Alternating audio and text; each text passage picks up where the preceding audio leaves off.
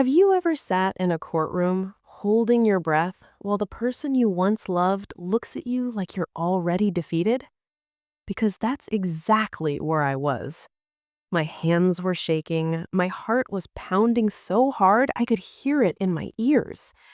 And then my husband leaned close, smirked, and whispered, "Today's my best day. I'm taking everything from you." His mistress smiled like she'd already won. And for a second, I truly thought my life was over.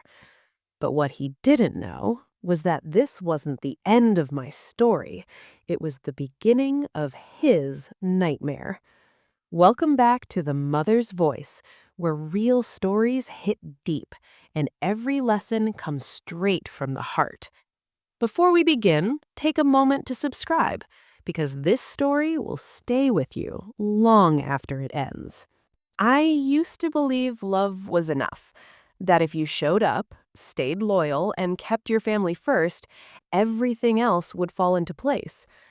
That's who I was back then, the kind of woman who believed in forever without reading the fine print. My name is Sarah Anderson, and before the courtroom, before the betrayal, before my life cracked wide open, I was just a wife and a mother trying to do her best. Every morning started the same way. Coffee brewing, sunlight sneaking through the kitchen window, Lily humming to herself while tying her shoes. She was 8 years old, all messy ponytails and big questions about the world. She had this habit of smiling at me like I was her safe place. And honestly, that smile kept me going more than anything else. Richard would already be gone by then. Early meetings, business calls, always running late. I didn't question it. I trusted him. Why wouldn't I? He was my husband, the man I built a life with, the man everyone said I was lucky to have. People looked at us and thought we had it all together. Nice house, respectable life, a kid who laughed too loud in grocery stores. From the outside, we looked solid, unbreakable. But here's the thing no one tells you. Sometimes cracks don't show until the whole thing collapses.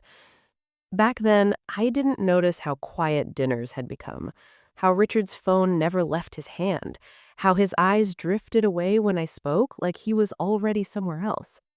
I told myself it was stress, work stuff. Life happens, right? That's what women like me do. We explain away the pain before it has a name. I remember one night standing in front of the bathroom mirror, barely recognizing myself. I looked tired. Not just didn't sleep well tired, more like something inside me was slowly draining. Still, I smiled, because that's what I'd learned to do. Keep it together. Hold the family up. Don't rock the boat. If I could go back and talk to that version of myself, I'd tell her this. Pay attention to the silence. It's louder than you think. Because the truth was already knocking on my door. I just wasn't ready to open it yet. And trust me, when I finally did, everything changed. People used to tell me I was lucky. They'd smile, tilt their heads, and say things like, "You and Richard are such a great couple," or "You hit the jackpot with him." I'd nod, smile back, and say, "Thank you," because that's what you do when the world thinks you're living the dream. And for a long time, I believed it too. Our marriage didn't start broken. It started simple. Late night talks on the couch, cheap takeout dinners that felt fancy because we ate them together. Richard used to look at me like I was the only person in the room. Back then, his laughter came easy. So did his promises. We built a life piece by piece. First the apartment, then the house, then Lily. The day she was born, Richard held her like she was something fragile and holy. He whispered that he'd always protect us. I held on to those words like they were a contract signed in ink. From the outside, everything looked picture perfect. Holiday photos, birthday posts, smiling faces frozen in time. People didn't see the work behind it, the emotional labor, the constant adjusting, the way I'd bent myself into whatever shape kept the peace. I was the one who remembered appointments, the one who showed up to school events, the one who knew Lily's favorite cereal and her worst nightmares. Richard provided, that's what everyone said, and somehow that became enough to excuse his absence. He started changing slowly, not in ways you can point to, but in ways you feel. Conversations got shorter, touches felt distant. He talked more about success, image, and money, about winning. It was like he was always chasing something just out of reach. Sometimes, late at night, I'd catch him scrolling on his phone, smiling at messages he wouldn't share. When I asked, he'd brush it off. Work stuff, he'd say. And I believed him. Or maybe I wanted to. Because admitting something was wrong meant admitting I could lose everything I'd built my life around. So I played my role, the supportive wife, the grateful partner, the woman who didn't ask too many questions. I told myself every marriage goes through phases, that love doesn't always look exciting, that stability mattered more. But deep down there was this quiet ache I couldn't name, a feeling that I was slowly becoming invisible in my own marriage. Everyone envied what we had. What they didn't know was how lonely it felt to be admired for a life that was already slipping away. And that loneliness, it was just the beginning. Looking back now, the signs were everywhere. They weren't loud or dramatic, no shouting matches, no slammed doors, just small things, quiet changes that slowly rewired the rhythm of our home. Richard started coming home later. Not once in a while, but all the time. Dinner plates went cold. Lily would fall asleep on the couch waiting for him, her little hand clutching a crayon or a half-finished drawing meant just for her dad. I'd carry her to bed and tell myself he'd make it up to her tomorrow. Tomorrow became his favorite word. When he was home, his mind wasn't. His phone buzzed constantly, and he guarded it like it held state secrets. If I walked into the room, the screen would go dark. If I asked who was texting, he'd laugh and say I was being paranoid. "You worry too much," he'd say, like that settled it. At first, I blamed myself. Maybe I'd gotten boring. Maybe motherhood had changed me. Maybe this was just what long marriages looked like when the spark faded. Women are really good at turning red flags into self-criticism. One night, I tried to talk to him. I told him I felt disconnected, that I missed us. He barely looked up from his laptop. "You're overthinking," he said. "Everything's fine." But everything wasn't fine. He stopped asking about my day, stopped noticing when I cut my hair, stopped caring when Lily begged him to read her a bedtime story. He'd promise her later, then disappear into another call. Watching her disappointment hurt more than anything he did to me. There were moments, tiny ones, that made my stomach twist. A woman's perfume on his jacket that wasn't mine. A charge on the credit card I didn't recognize. A sudden obsession with the gym, new clothes, a version of confidence I hadn't seen in years. Still, I stayed quiet, because speaking up felt risky, because part of me was scared of what I'd hear if I pushed too hard, and because somewhere deep inside I still hoped I was wrong. I told myself I was imagining things, that love doesn't vanish overnight, that marriages survive worse. But the truth doesn't need permission to exist. It shows up whether you're ready or not. And one ordinary afternoon, the truth stopped whispering and finally screamed. It wasn't some dramatic moment you see in movies. No lipstick on a collar, no hotel receipt falling out of a pocket. It was quieter than that. And somehow that made it worse. The house was unusually silent. Lily was at school, and the walls felt too still, like they were listening. I was folding laundry, going through motions I'd done 1,000 times before, when Richard's phone started buzzing on the kitchen counter. Again and again.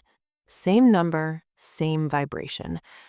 I wasn't snooping. I swear I wasn't. I just wanted the noise to stop. When I picked it up, the screen lit up with a message preview. "Can't stop thinking about last night. When can I see you again?" My breath caught in my throat. I stared at the words, waiting for my brain to reject them, like maybe if I blinked hard enough, they'd turn into something harmless. A work message, a joke, anything but the truth sitting right in front of me. I opened the message, then another, and another. Photos followed, smiling selfies, inside jokes I'd never heard, conversations full of excitement, energy he hadn't brought home in months. That's when it hit me. The part that hurt the most wasn't even the betrayal, it was the fact that he looked happy. My legs gave out, and I slid down onto the kitchen floor, the cold tile grounding me while everything else spun out of control. I remember thinking, so this is how it ends. Not with shouting, not with closure, just truth, heavy and unavoidable. When Richard came home later, I didn't yell. I didn't cry. I simply held out his phone. He didn't deny it.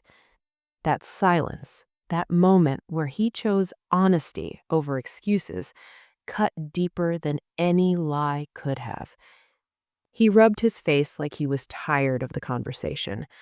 "It's not what you think," he said, then followed it with the oldest excuse in the book. "It just happened." I asked him how long. He hesitated. That hesitation told me everything. Then Lily walked into the room, her backpack sliding off one shoulder, smiling like the world was still safe. I forced a smile back, because no matter how shattered I felt, my daughter didn't deserve to feel it. That night, after Lily fell asleep, I cried alone in the dark, silent tears, the kind that don't ask for comfort. In that darkness, I understood one painful truth. The man I loved was already gone, and the woman I used to be, she didn't exist anymore. For a while, I didn't want to know her name. Knowing it would make things real, too real. As long as she was just a blur on a screen, a faceless mistake, I could pretend this nightmare had limits, that it hadn't fully invaded my life. But secrets don't stay buried, they leak, and eventually they demand to be seen. Her name slipped out during an argument that barely qualified as one. Richard was calm, too calm, like he'd already rehearsed this moment in his head. I asked who she was, not what she was to him. Who? He hesitated, then said it like it didn't matter. Vanessa. Just one word, but it landed heavy in my chest. Vanessa, a real person, a woman with a laugh, a voice, a life that had somehow crossed into mine and taken something it didn't belong to. Suddenly, the messages had a face, the photos had context, and my pain had a name attached to it. I found out more than I wanted to. She worked near his office, younger, confident, the kind of woman who didn't ask for permission to take up space. According to Richard, she understood him, listened to him, made him feel appreciated. That part stung the most. Because I had listened, I had supported, I had built my entire world around that man. But somewhere along the way, my devotion became invisible to him, ordinary, replaceable. What hurt even more was realizing she knew about me, about Lily, about our family, and she stayed anyway. That told me everything I needed to know about both of them. I didn't confront her. I didn't need to. The damage was already done. Dragging another woman into my pain wouldn't heal it. I was exhausted, emotionally drained in a way sleep couldn't fix. Richard, on the other hand, seemed lighter, like a man who'd finally stopped pretending. He talked about happiness, about choices, about how people grow apart. I wanted to scream at him, to remind him that growing apart doesn't give you permission to destroy someone on the way out. Instead, I stayed quiet. Because while he thought he was finally being honest, I was doing something else entirely. I was watching, listening, and slowly realizing this wasn't just about an affair. It was about power.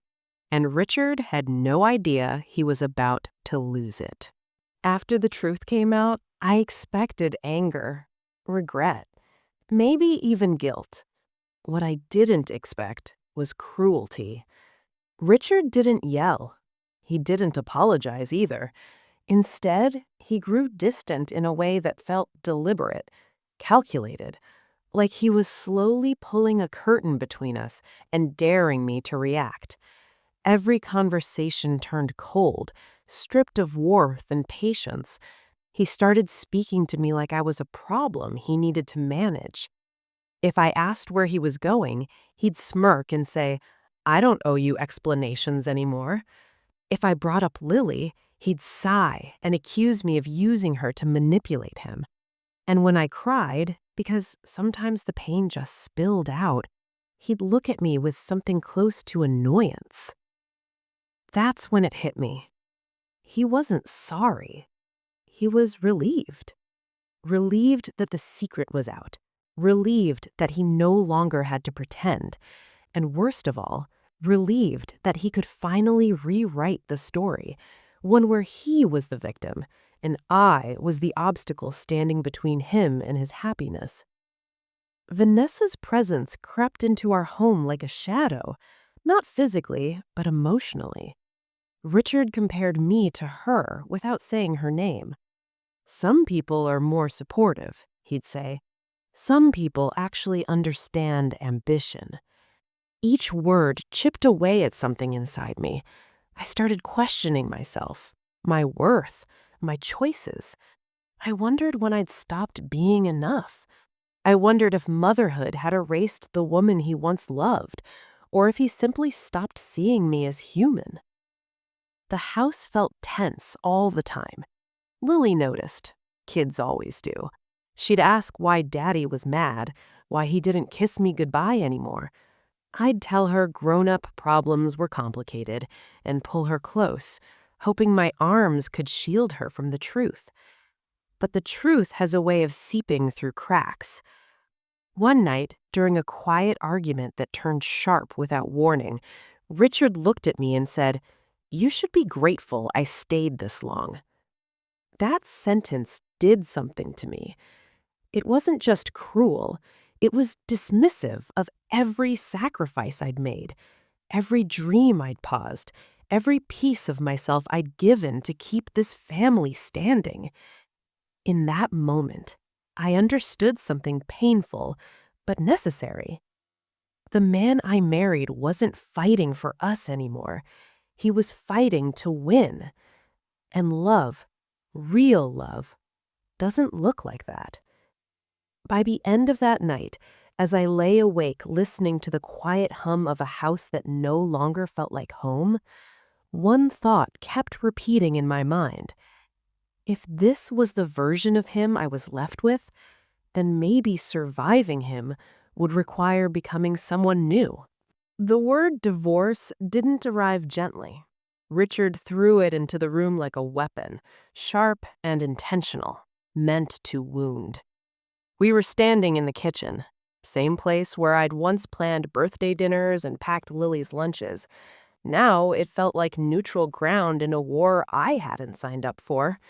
He leaned against the counter, arms crossed, wearing that calm expression he used when he thought he had the upper hand. "I'm filing," he said. No emotion, no hesitation. As soon as possible. For a second, everything inside me went still. Not numb, just suspended, like my body needed a moment to catch up with what my ears had just heard. I didn't beg, I didn't argue. I just asked one question. "What about Lily?" He exhaled slowly, like I was exhausting him. "We'll figure it out," he said. "I'm not going to let you use her against me." That sentence burned. Use her? Lily wasn't a pawn. She was our daughter, a child who still slept with the hallway light on and believed her parents could fix anything if they tried hard enough. But Richard spoke like she was already part of a negotiation. That's when he started outlining his plan. Not details, just enough to intimidate me. Lawyers, assets, custody. He talked about money like it was armor, something that made him untouchable. "I've talked to people," he said casually. "You're not going to walk away with much." There it was, the threat beneath the words. He reminded me, without directly saying it, that he earned more, that he had connections, that I spent years focused on Lily in the house instead of building a career that could protect me now. It wasn't a conversation. It was a warning. That night, I sat on Lily's bed after she fell asleep, watching her chest rise and fall. I wondered how something so small and innocent could be caught in the middle of something so ugly. I promised myself then that no matter how this ended, she would not be collateral damage. Richard moved into the guest room the next day. The house felt divided, lines drawn where love used to be. He acted lighter, almost energized, like he was finally in control of the narrative. But what he didn't know was this. I was done being afraid. The moment he threatened to take my child, something inside me shifted. Fear turned into focus. Pain sharpened into clarity. If he thought divorce was the end of my story, he was about to find out just how wrong he was. The courthouse was colder than I expected. Not just the air, but the feeling. Like the walls had absorbed years of arguments, tears, and final decisions, and now they were quietly judging everyone who walked through the doors. I remember gripping my bag too tightly, my fingers stiff, my heart racing in a way that made it hard to breathe. I told myself to stand tall, to look calm, but inside I felt like I was made of glass. One wrong look, one wrong word, and I might shatter. Richard arrived confident, relaxed. He walked in like this was just another meeting on his calendar. His lawyer followed close behind him, speaking in low, assured tones. They laughed about something unimportant, and that sound stayed with me longer than it should have. I sat alone on the bench, staring straight ahead. People passed by, strangers caught in their own battles, but I felt completely invisible. This was the first time it hit me how small I looked in all of this. How easy it would be for someone like Richard to paint me as emotional, unstable, unprepared. Then Claire walked in, my lawyer, the only person in that room who still believed in me. She didn't rush. She didn't check her phone or scan the room. She came straight to me and introduced herself like this was the most important moment of her day. Her voice was calm, steady, grounding. "We're ready," she said softly. Just 3 words, but they carried weight. As we waited to be called, Richard finally looked at me, really looked. His expression shifted just slightly when he saw Claire beside me. Not fear, not yet, but curiosity, doubt. Inside the courtroom, everything felt surreal. The polished wood, the raised bench, the judge's presence filling the room. I listened as names were called, legal language flying back and forth, words that felt heavy and final. When the judge asked me to state my name, my voice wavered for a moment. Then I took a breath and spoke clearly. That small act felt like a victory. Richard's lawyer spoke with confidence, outlining their position like the outcome was already decided. They talked about finances, schedules, and best interests, like we were discussing a business arrangement, not a family. I glanced at Richard. He didn't look at me. He looked ahead, assured, smug even, like he'd already won. But Claire sat quietly, listening, taking notes, waiting. And in that silence, something strange happened. For the first time since this nightmare began, I didn't feel completely alone. I still felt broken, but I wasn't powerless anymore. And as the judge announced the next steps, I realized this wasn't the end. It was just The opening move. We were standing just outside the courtroom when Richard finally decided to speak. Not to his lawyer, not to the judge, to me. He waited until Claire stepped away to take a call, until there were no witnesses close enough to hear him clearly. Then he leaned in, close enough that I could smell his cologne, the same one I'd bought him years ago. "This is my best day," he said quietly, his voice smooth, almost pleased. "I'm taking everything." I felt it like a punch to the chest. He straightened his jacket like a man who'd already won, eyes flicking toward the courtroom doors. "The house? Most of the money. And custody?" He shrugged. "I'll make sure you don't make that easy." There it was. The real Richard. No pretending, no politeness, just pure confidence fueled by power and money. I wanted to scream, to remind him that I wasn't his enemy, that I was the woman who stood by him when he had nothing. But I saw it then. He didn't see me as a person anymore. I was just an obstacle between him and the life he thought he deserved. "Be smart," he added, lowering his voice. "Fight me, and you'll lose. You don't have the resources I do." Then he smiled. That smile stayed with me long after he walked away. Inside the courtroom, his confidence was on full display. He sat back, relaxed, whispering to his lawyer like they were discussing lunch plans. Every move screamed control. His lawyer spoke with certainty, painting a picture of stability, success, and capability. Everything I was apparently not. I sat still, hands folded, listening to my life being reduced to bullet points. Stay-at-home mother, limited income, dependent. Each word chicked away at my dignity. At one point, Richard glanced back at me. Our eyes met. He raised his eyebrows slightly, like he was waiting for me to break, waiting for tears, waiting for proof that he was right to underestimate me. But I didn't give it to him, because while he was busy celebrating too early, something else was happening, something he couldn't see. Claire was watching everything, his body language, his tone, the way he spoke about Lily like she was a bargaining chip instead of a child. And for the first time, I noticed something else too. The judge's expression. It wasn't approval. It wasn't agreement. It was interest. Richard thought he was taking everything. What he didn't realize was that the more he talked, the more he revealed exactly who he was. And in a courtroom, that kind of arrogance has a way of turning into evidence. Claire didn't react the way I expected her to.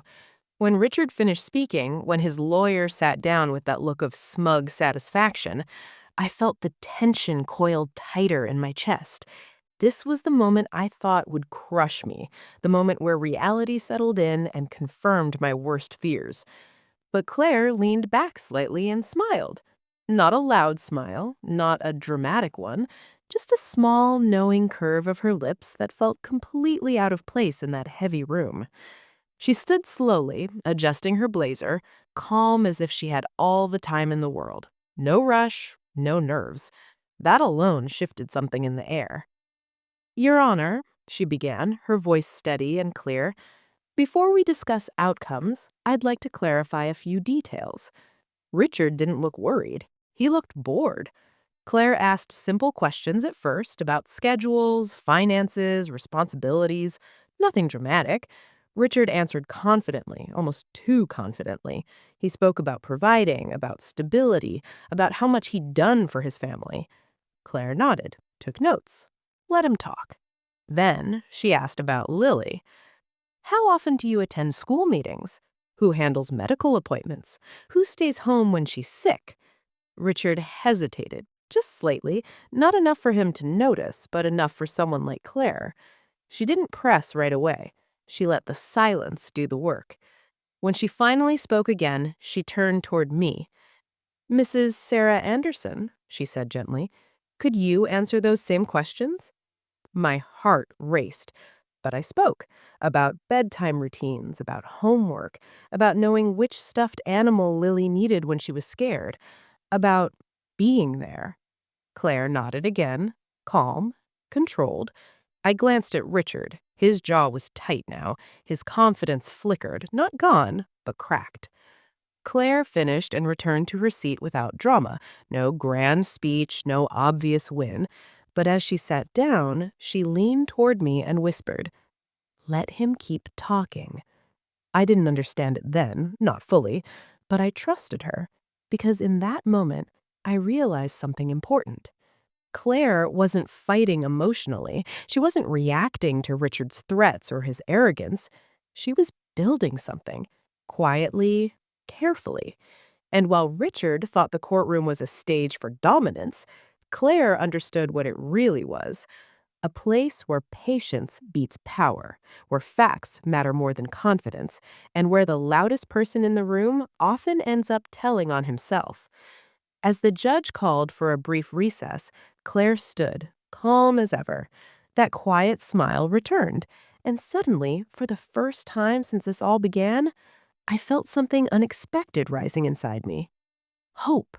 During the recess, Richard barely looked at me.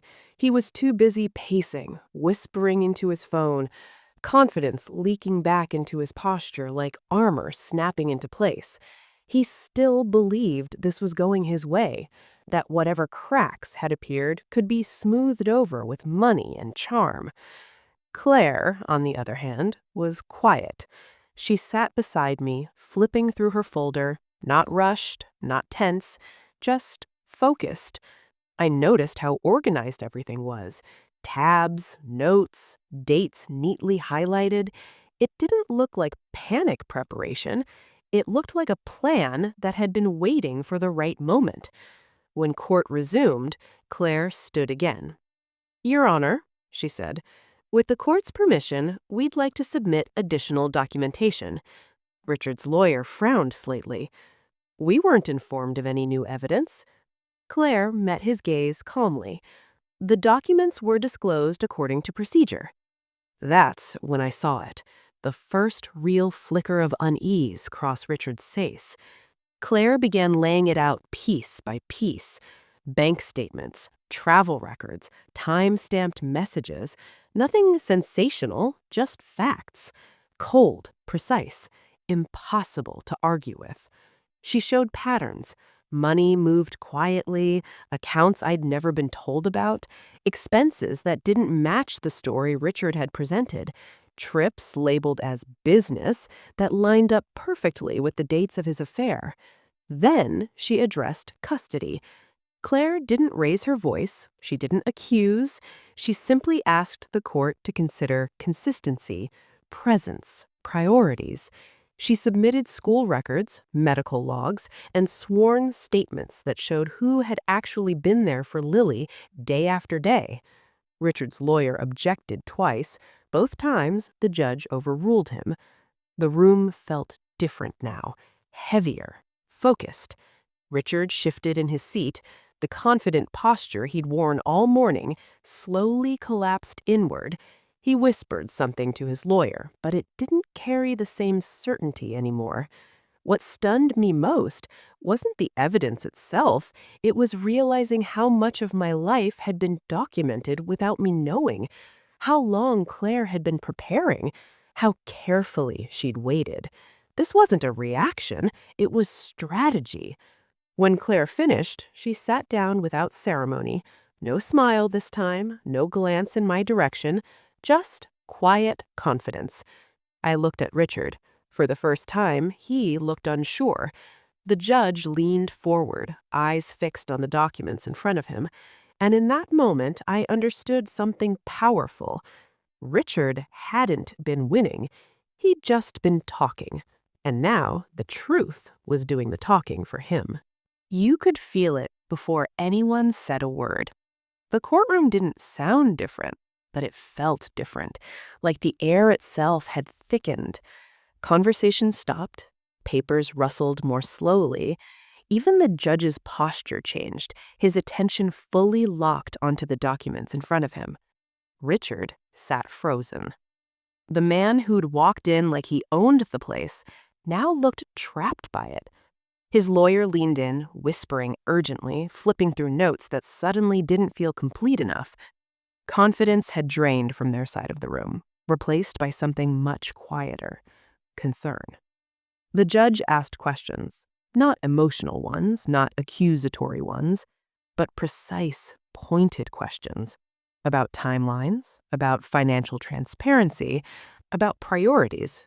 Each question landed like a weight.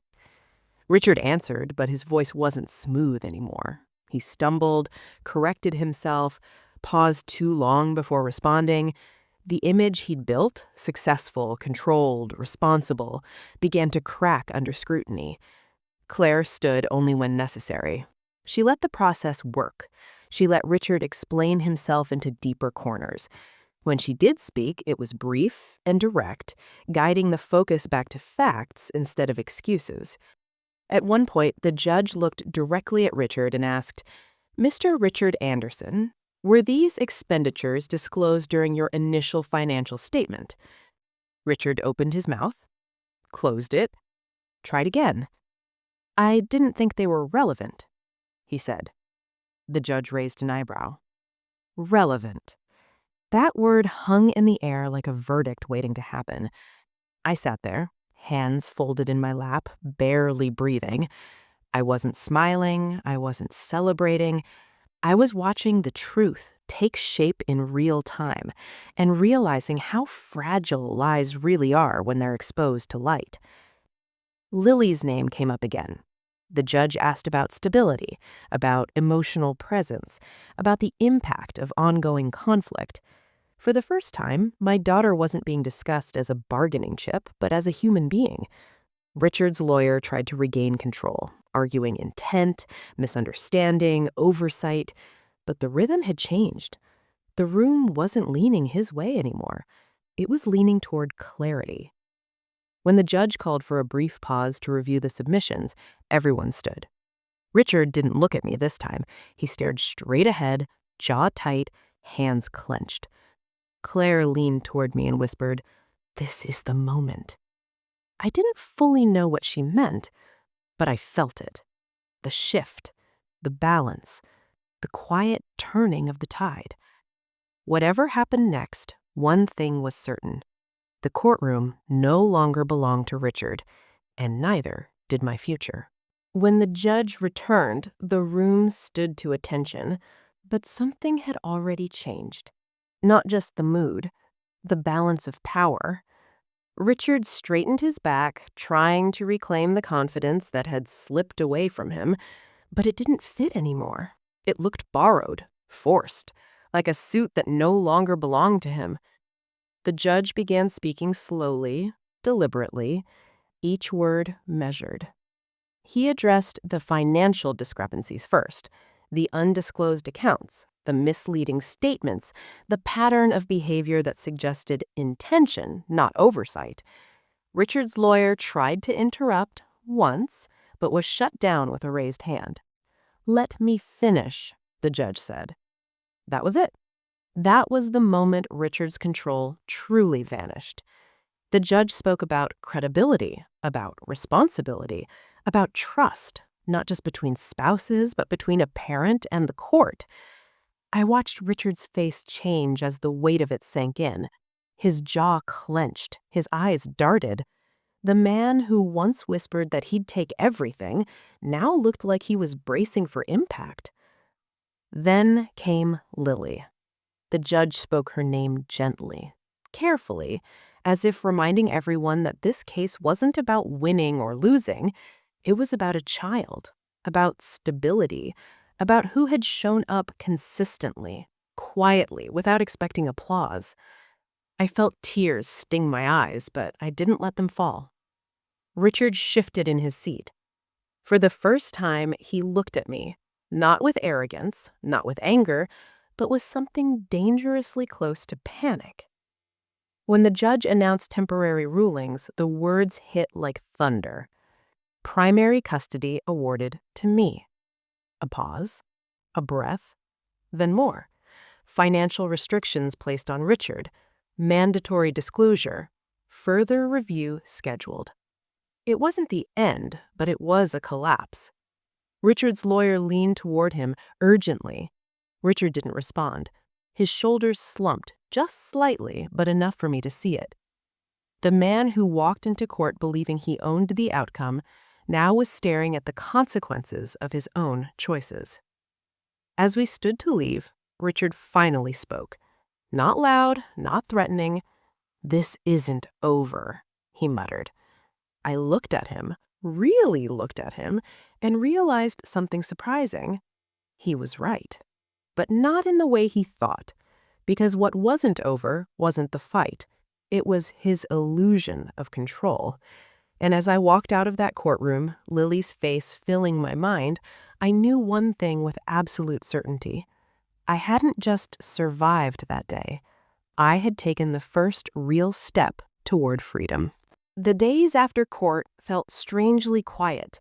Not peaceful, just still. Like the storm had passed, but the air hadn't decided what it wanted to be yet. I moved through the house slowly, noticing things I'd ignored for years. A crack in the wall near the stairs, a stack of unopened mail. Spaces that once felt crowded now felt empty. Richard came and went without much interaction. The confidence he'd worn like armor was gone.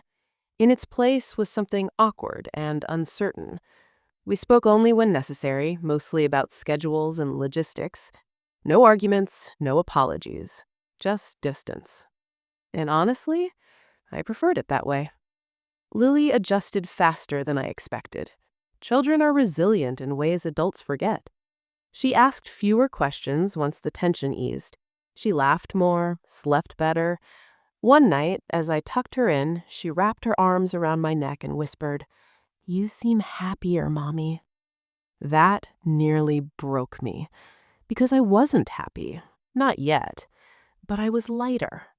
The constant fear, the walking on eggshells, the feeling of being invisible in my own home, that weight had lifted.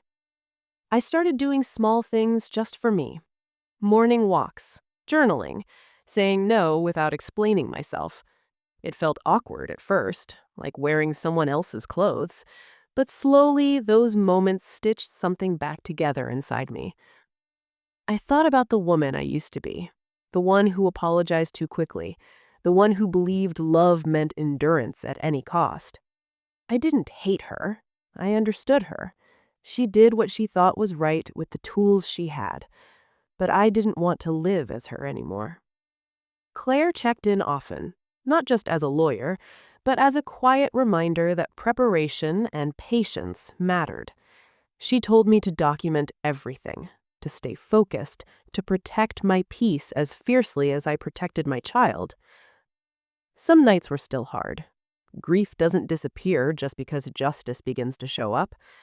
I mourned the marriage I thought I had, the future I imagined, the man I believed husband was.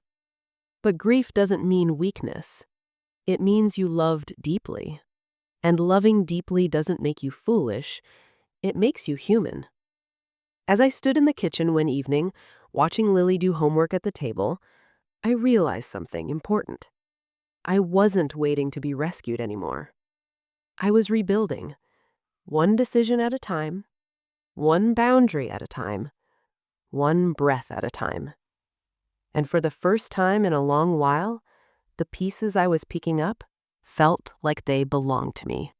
Life didn't magically fix itself after the court ruling. There was no sudden happiness, no perfect ending wrapped in a bow.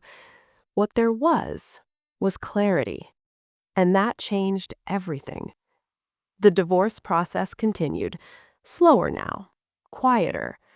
Richard fought less, not because he'd changed, but because the illusion he once lived under had shattered. Power didn't protect him anymore. Accountability followed him everywhere.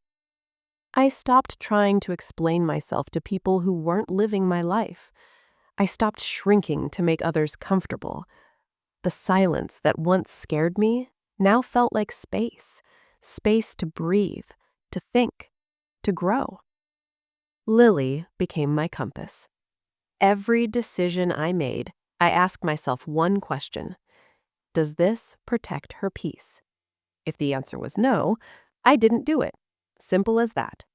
And in protecting her, I learned how to protect myself, too. There were moments when doubt crept in, when old habits whispered that maybe I should be softer, quieter, easier to handle. But then I'd remember the courtroom, the way truth stood tall without raising its voice, the way strength didn't have to be loud to be unbreakable. I found my voice again, not in arguments, but in boundaries, not in anger, but in self-respect. One afternoon, as Lily and I sat in the park, she looked up at me and said, "Mom, you're really brave." I smiled, but inside, something shifted. Because bravery isn't about never being afraid. It's about choosing yourself anyway. I didn't win because I took something from Richard. I won because I refused to lose myself. If you're listening to this and standing in the middle of your own storm, wondering if you're strong enough, wondering if starting over is worth it, let me tell you this. You are not weak for staying. You are not weak for leaving. You are not weak for loving. And you are definitely not weak for protecting your child and your peace. This wasn't just a divorce story. It was a reminder. A mother's strength doesn't come from control. It comes from courage. And once you find it, nothing can take it away. Sometimes strength doesn't look like winning in court. Sometimes it looks like getting out of bed when your heart is still heavy. It looks like choosing peace over pride and your child's future over your own fear. I didn't rise because I was fearless. I rose because my daughter needed a mother who didn't give up. And maybe, just maybe, because I finally realized I mattered too. If this story touched something inside you, if you've ever felt unheard, unseen, or underestimated, remember this. You are stronger than the chapter you're stuck in, and your story isn't over yet. This is the mother's voice, where real pain turns into real strength, and where every story reminds us that healing is possible. So before you go, hit that subscribe button, because more stories like this are coming. Stories that speak for mothers, for women, and for anyone who had to break just to become whole again. Thank you for listening, and never forget, your voice matters.